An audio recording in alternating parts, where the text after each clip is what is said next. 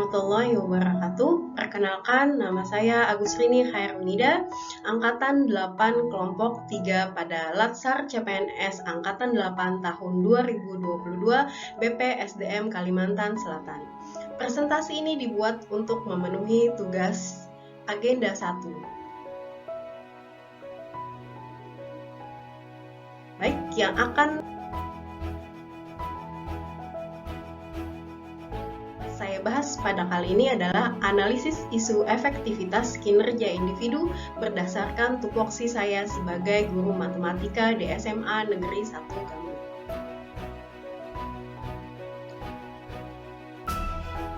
Sebelumnya saya akan memaparkan alur analisis masalah. Yang pertama adalah identifikasi masalah, yang kedua penapisan masalah dengan metode USG, yang ketiga, identifikasi masalah dengan metode Fishbone. Yang keempat, alternatif pemecahan masalah dengan metode SWOT. Dan yang terakhir adalah rekomendasi pengendalian masalah.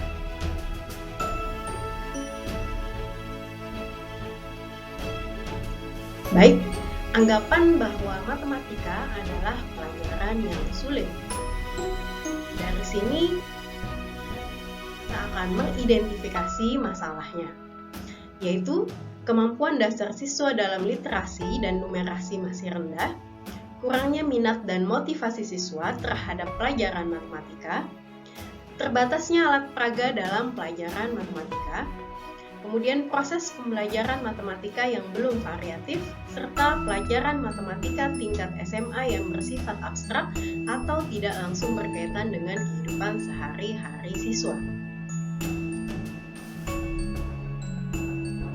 Penapisan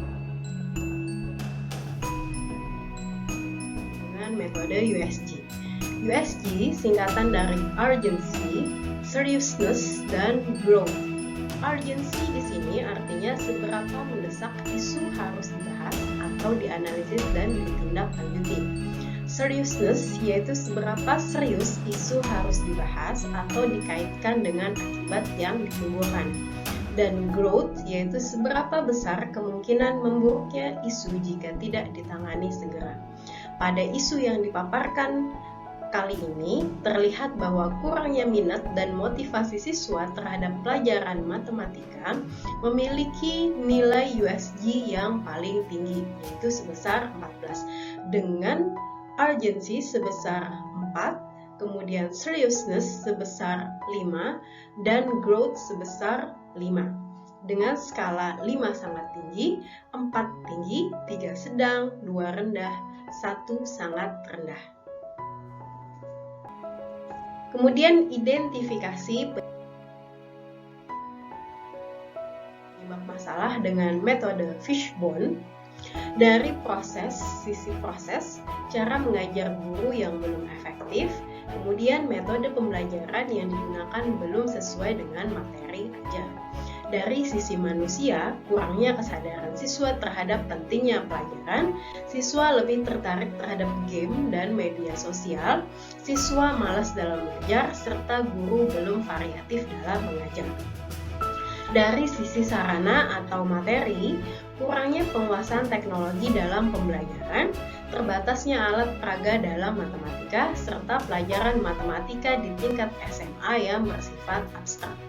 Dan dari sisi lingkungan, kondisi ekonomi siswa, kemudian lingkungan belajar siswa yang tidak mendukung, kemudian pandemi COVID yang mengakibatkan proses pembelajaran menjadi tidak efektif, serta sebagian siswa yang sekolah sambil bekerja dan tidak dapat membagi waktu antara sekolah dan bekerja.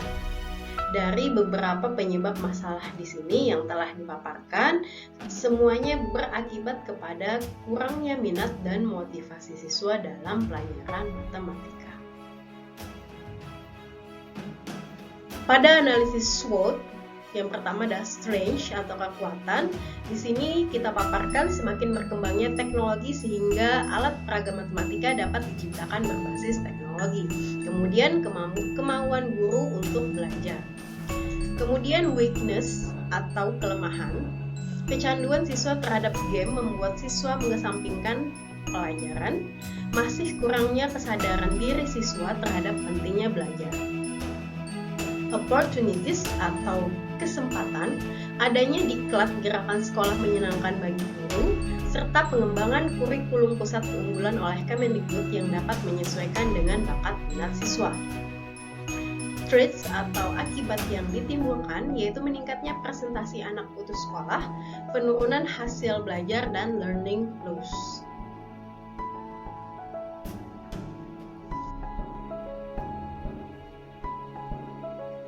Baik, yang terakhir adalah rekomendasi pengendalian masalah, alternatif penyelesaian isu, yaitu mempraktekkan gerakan sekolah menyenangkan agar siswa merasa senang dalam belajar, menyisipkan nilai-nilai pentingnya belajar agar siswa termotivasi, dan hasil yang akan diharapkan siswa tertarik dan termotivasi dalam pembelajaran.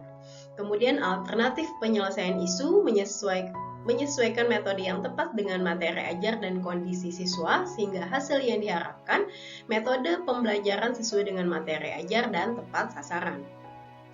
Alternatif penyelesaian isu selanjutnya adalah mengikuti pelatihan pembuatan media atau alat peraga berbasis teknologi sehingga hasil yang diharapkan adalah terciptanya media pembelajaran berbasis teknologi. Dan yang terakhir, alternatif penyelesaian isu adalah memilih metode yang tepat di masa pandemi sehingga hasil yang diharapkan proses pembelajaran dapat berjalan secara efektif. Demikian yang dapat saya sampaikan kesempatan ini. Terima kasih atas perhatiannya. Assalamualaikum warahmatullahi wabarakatuh.